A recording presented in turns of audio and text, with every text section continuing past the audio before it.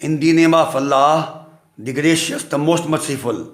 Dear students, आज हम first chapter के इम्पोर्टेंट शॉर्ट क्वेश्चन की दूसरी वीडियो हम बनाने जा रहे हैं।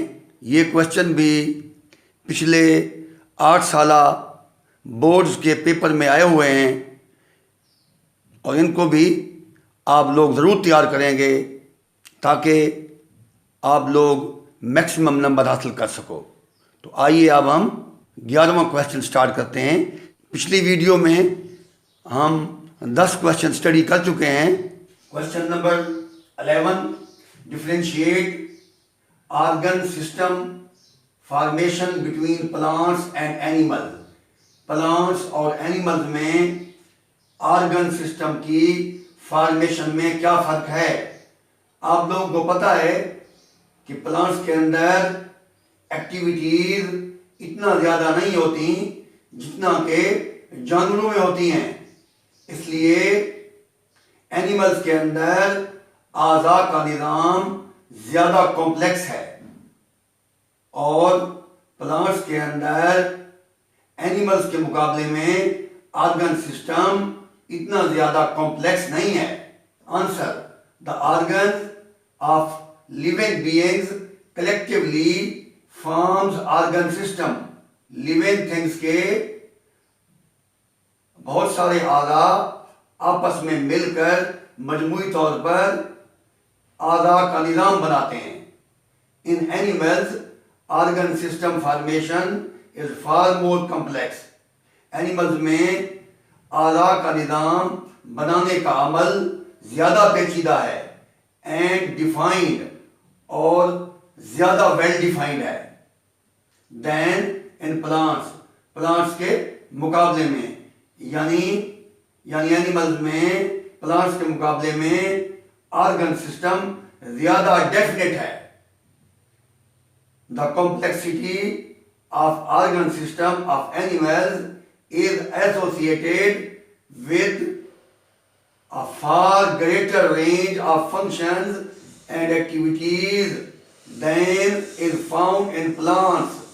Animals में organ system की पेचीदगी is associated with far greater range।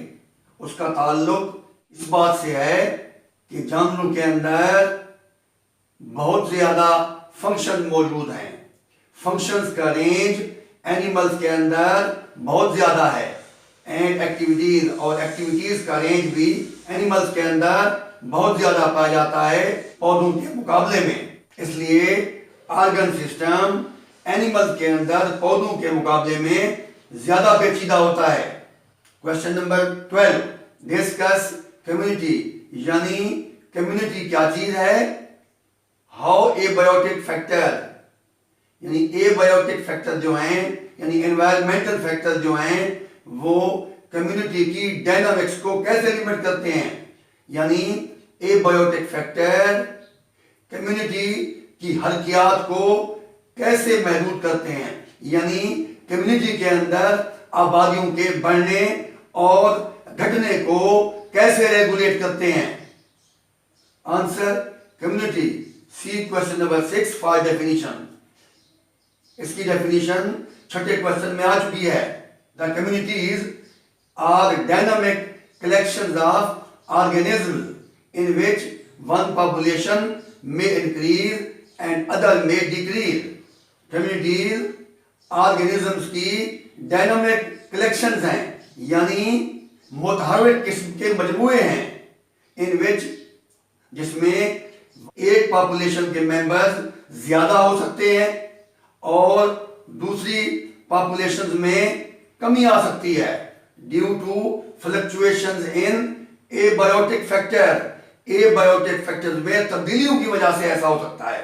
यानी जब एनवायरमेंटल फैक्टर्स में चेंजेस आती हैं, तब्दीलियां आती हैं, बाद आबादियां बढ़ जाती हैं और बाद आबादियां कम हो जाती हैं। यानी कम्युनिटीज जो हैं ये डायनामिक कलेक्शंस हैं जिनका दारोमदार एबायोटिक फैक्टर्स पर है। यानी एबायोटिक फैक्टर कम्युनिटी के अंदर तब्दीलियां ला सकते हैं। एबायोटिक फैक्टर्स मतलब टेम्परेचर, रेनफॉल वगैरह वगैरह। Question number 13, define biomes. Biomes दरअसल बहुत बड़े एरिया का नाम है, बहुत बड़े रीजन का नाम है, बहुत बड़ी हैबिटाट का नाम है। A biome is a regional community. ये एक रीजनल कम्युनिटी है, प्राइमरीली डिटरमिन्ड बाय क्लाइमेट। बुनियादी तौर पर इसे क्लाइमेट के जरिए डिटरमिन किया जाता है। यानी हम किसी भी बायोम के अंदर उसकी क्लाइमेट को देखते हुए हम अंदाज़ा लगा सकते हैं कि यहाँ पर किस किस्म के प्रोड्यूसर्स होंगे, कंज्यूमर्स होंगे और डिकम्पोजर्स होंगे, और किस किस्म की स्पीशीज पाई जा सकती हैं। एग्जाम्पल्स हैं फॉरेस्ट, ग्रासलैंड, डेजर्ट। ये सारे के सारे बायोम्स हैं जो कि बहुत बड़े रीजन्स हैं और ये टेरेस्ट्रियल बायोम्स हैं। Question number 14, define biodiversity. Give the percentage of different organism. Biodiversity की तारीफ करें और इसमें मुख्तलिफ ऑर्गेनिज्म्स के ग्रुप्स की परसेंटेज भी बताएं। Answer, biodiversity, the number and variety of species in a place in an area. यानी स्पीशीज की तादाद और स्पीशीज की वैरायटी जो एक मखसूस मकाम पर मौजूद हो, जो एक एरिया के अंदर मौजूद हो, उसे हम बायोडाइवर्सिटी कहते हैं। Percentage of different groups of organisms, मुख्तलिफ ऑर्गेनिज्म्स के ग्रुप की percentage. Insects 53.1%, vascular plants 17.6%, animals other than insects 19.9%, fungi, protozoans and prokaryotes ये हैं 9.4%। यानी जितनी भी इस कुरायाज पर बायोडाइवर्सिटी मौजूद है, जो नॉन बायोडाइवर्सिटी मौजूद है, जिन स्पीशीज को हम जानते हैं, यानी बायोलॉजिस्ट उन्हें रिकॉर्ड में ला चुके हैं, उनमें से insects, vascular plants, animals other than insects, fungi, protozoans and prokaryotes, इनकी परसेंटेज हम मालूम कर चुके हैं कि फलां ग्रुप की इतनी परसेंटेज है। Question number 15, what do you mean by phyletic lineage? A phyletic lineage is an unbroken series of species arranged in ancestor to descendant sequence, with each later species having evolved from one that immediately preceded it. A phyletic lineage यानी शिजरा नसब या खानदानी सिलसिला is an unbroken series, ये एक ना टूटने वाला सिलसिला है ऑफ स्पीशीज का, अरेंज्ड जो तरतीब पाता है, इन एंसेस्टर टू डिसेंडेंट सीक्वेंस, यानी आबा व अजदाद से औलाद की तरफ ये सिलसिला अरेंज होता है, यानी इस सीक्वेंस में, यानी एंसेस्टर से डिसेंडेंट के सीक्वेंस में ये सिलसिला तरतीब पाता है। विद ईच लेटर स्पीशीज, हर बाद में आने वाली स्पीशीज, हैविंग इवॉल्व जो इवॉल्व होती है, फ्रॉम वन उस एक से, दैट इमीडिएटली प्रीसीडेड इट जो इससे मुत्तसिल पहले है। हर बाद में आने वाली स्पीशीज पहले आने वाली स्पीशीज से इवॉल्व होती है। ये एक एवोल्यूशनरी खानदानी सिलसिला है, यानी प्रोकैरियोट से प्रोटिस्ट इवॉल्व हुए और प्रोटिस्ट से एनिमल्स, प्लांट्स और फंजाई वगैरह इवॉल्व हुए। Question number 16, define deductive reasoning and inductive reasoning. Answer. Number one, deductive reasoning. It is a way of formulation of hypothesis. ये hypothesis को बनाने का एक तरीका है which moves, जो चलता है from general to specific, जो general से specific की तरफ चलता है. It involves drawing specific conclusion, यानी इसमें हम मखसूस नतीजा अखज़ करते हैं फ्राम सम जनरल प्रिंसिपल, किसी जनरल उसूल से हम एक स्पेसिफिक कंक्लूजन को ड्रा करते हैं या निकालते हैं.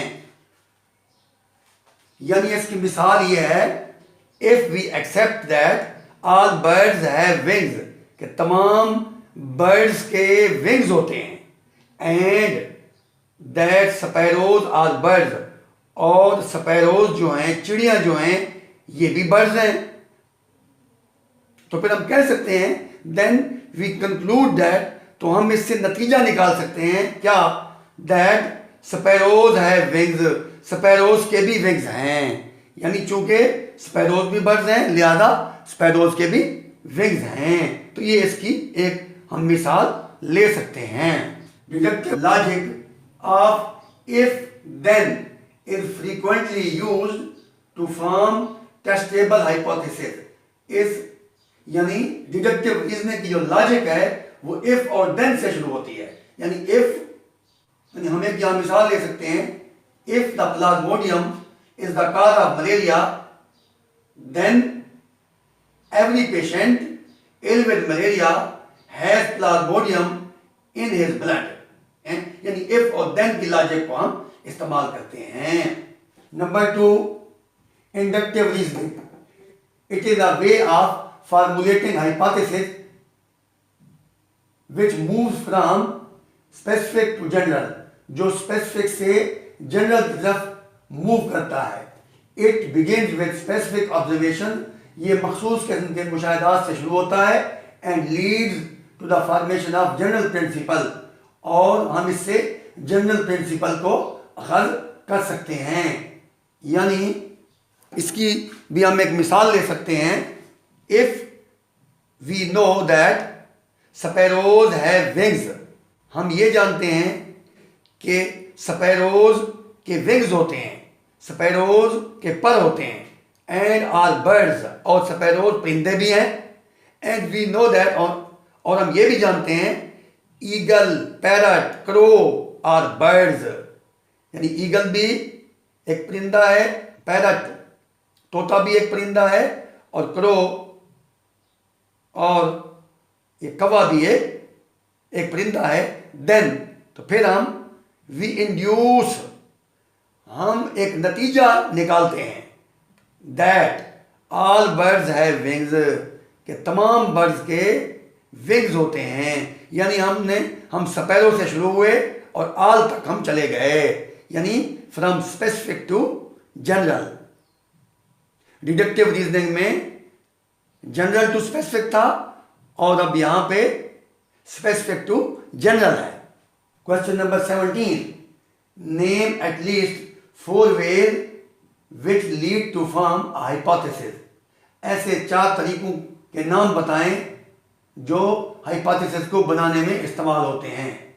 Answer, there are different ways to form hypothesis as under. मुख्तलिफ किस्म के तरीके हैं जिनसे हम हाइपोथेसिस को फार्मूलेट कर सकते हैं. नंबर 1, डिडक्टिव रीजनिंग, यानी फ्रॉम जनरल टू स्पेसिफिक. उसके बाद इंडक्टिव रीजनिंग, यानी from specific to general.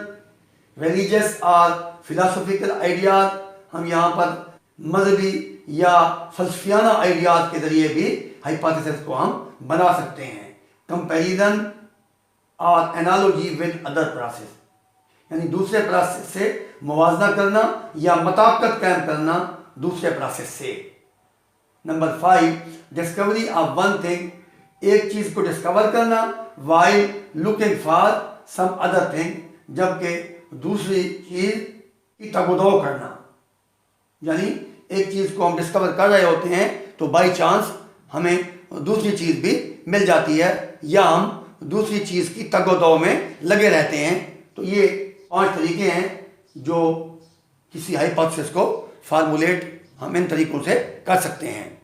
Question number 18, define phyletic lineage, give its importance। Phyletic lineage, इसकी जो डेफिनेशन है वो क्वेश्चन नंबर 15 में आ चुकी है। इम्पोर्टेंस, अब इसकी हम इम्पोर्टेंस को देखेंगे।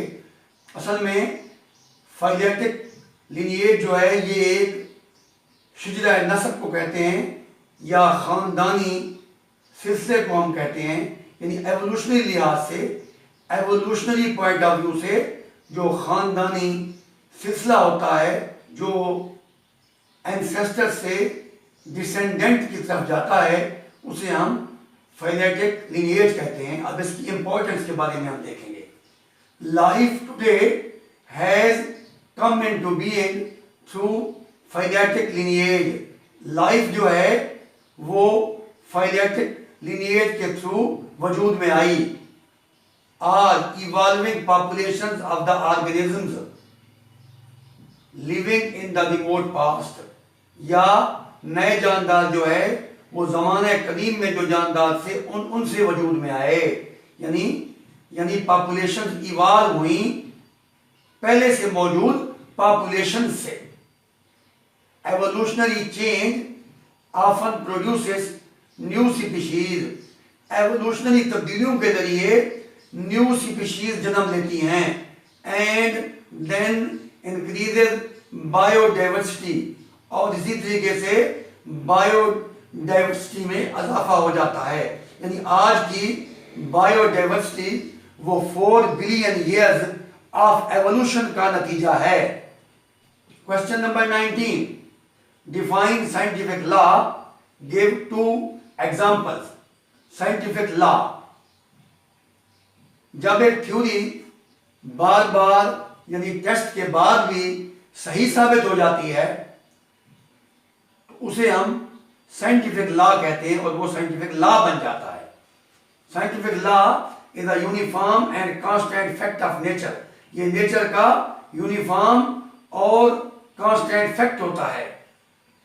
It is virtually an irrefutable theory। ये नाकाबिल इनकार थ्योरी का नाम है। which is proved to be true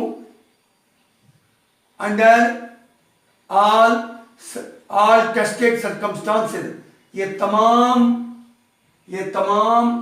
test के नतीजे में एक साबित शुदा स्टेटमेंट होती है, एक तस्लीम शुदा और एक मुसल्लम, एक प्रिंसिपल और लॉ होता है। बायोलॉजी में लॉज की बहुत शॉर्टेज है,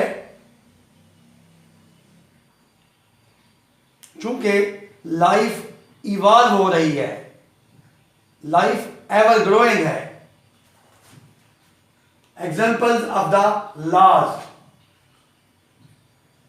Hardy-Weinberg law, and number 2 Mendel's laws of inheritance. तो ये साइंटिफिक लॉज की मिसालें हैं। Question number 20, how is a law different from theory? Theory, a hypothesis that is tested again and again without ever being फाल्सिफाइड।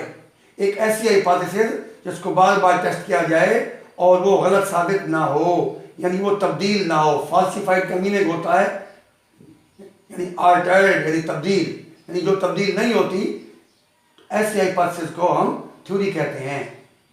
Is considered well supported, यानी ऐसी hypothesis को हम well supported hypothesis कहते हैं। And generally accepted, और इसी किस्म की हाइपोथेसिस को आमतौर पर कबूल कर लिया जाता है। And this is known as theory. ऐसी हाइपोथेसिस को हम थ्योरी का नाम देते हैं। A law is a theory which is proved to be true under all tested circumstances. एक लॉ एक ऐसी थ्योरी का नाम है जो हर किस्म के टेस्ट के माहौल में सही साबित हो जाए। It is a constant and uniform fact of nature.